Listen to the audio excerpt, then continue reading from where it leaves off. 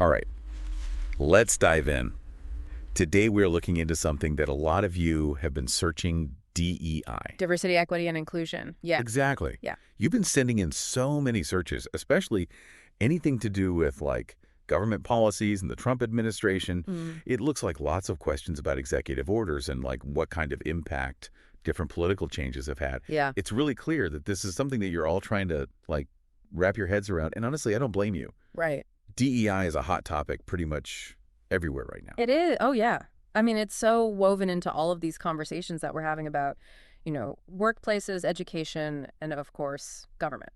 Right. Absolutely. Yeah. And it seems like you're especially interested in how DEI plays out in federal policy, like those specifics. Yes. I saw a lot of searches for the Equal Employment Opportunity Act of 1965. Yeah. I have to admit, even I had to like go back and refresh myself on that one. It's a big one. It's a landmark piece of legislation. Oh, yeah.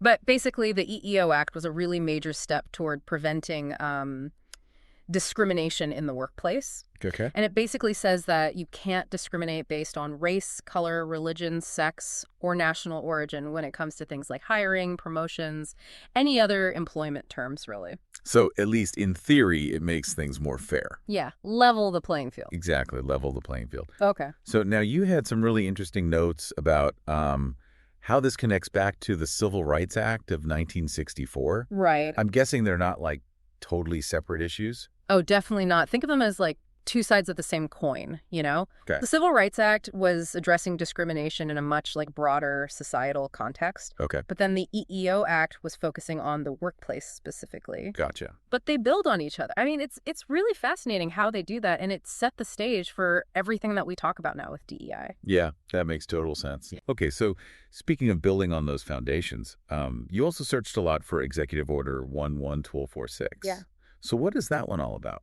So that one goes a step further. Instead of just saying, like, don't discriminate, it actually requires federal contractors to take steps to promote diversity Oh, wow. through affirmative action plans. Oh, okay. It's like saying, hey, it's not good enough to just treat everyone equally. Right. You got to actually be working towards building a diverse workforce. Gotcha. So it's not just about avoiding bad behavior. It's about actually taking action to make a more inclusive environment. Exactly, yeah. Gotcha. Okay, now I can't avoid this.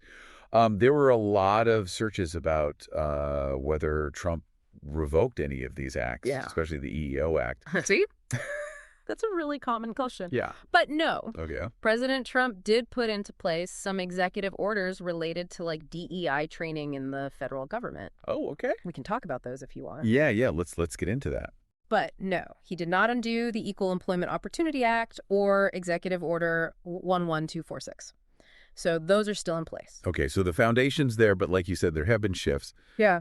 What were some of the like main things that those executive orders about DEI training were trying to change? Well, those were really mainly focused on putting some limits on the types of diversity training, Yep. particularly the trainings that addressed things like systemic racism or unconscious bias. Okay.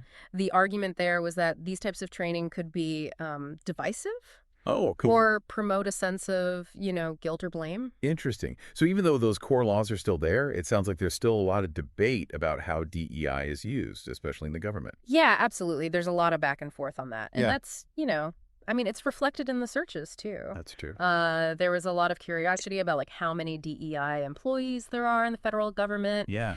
People searching for the meaning of DEI in politics. That's a big question. It is a big one. It's Yeah. like DEI is always changing, both in how we define it and Yeah. how we actually use it. It's not just a set of laws. It's this whole landscape that's shifting with, all the political changes, social movements, and how we understand things now. Yeah, exactly. Okay, so before we get too deep into all of that, let's back up for a second. Okay. First, those big laws for equal opportunity and affirmative action, the EEO Act and EO 11246, those are still in effect. They are. Second, this whole conversation around DEI, it's really dynamic and it's really influenced by the political stuff that's going on. Mm-hmm. And we've recently seen some changes in things like diversity training are handled. Right. Okay, so now for something to think about. Yeah. You also searched a lot about DEI offices closing. Yes. What do you think that means? Oh, Is that us like stepping away from DEI efforts, or is it something totally different? It's a really good question. What could be the long-term results of something like that? Right. Well, I think we have to consider a lot of different things there. Yeah. Budgetary constraints, right? Yeah. Changes in what are seen as political priorities, and even, just the way that organizations are approaching DEI work is changing. I think the key is, to stay informed. Right. Really, think about the information that you're getting. Absolutely. And talk with each other about, what the future of DEI should actually look like. Really important conversation to be having. Yeah. Awesome. Well, thank you. This has been a really fascinating deep dive. Yes, it has. And thank you for sending in all of these searches. Yeah, keep them coming. Please do. Keep them coming. Today is your lucky day. Today is the day that our $3 website works for you, paying you directly to your PayPal daily. Imagine $3 ongoing continuous payments to your PayPal account. Imagine falling asleep and waking up to $300 in your PayPal account. How would this make you feel? How could this help you? What bills could you pay? What kind of fun could you have? What does that retirement look like now? All for a one-time payment of $3. This website is DFY done for you, fully built and completely hosted, and never stops collecting payments for you. You have spent $3 on coffee on a regular, but that coffee won't help you create multiple streams of income. Click the link below.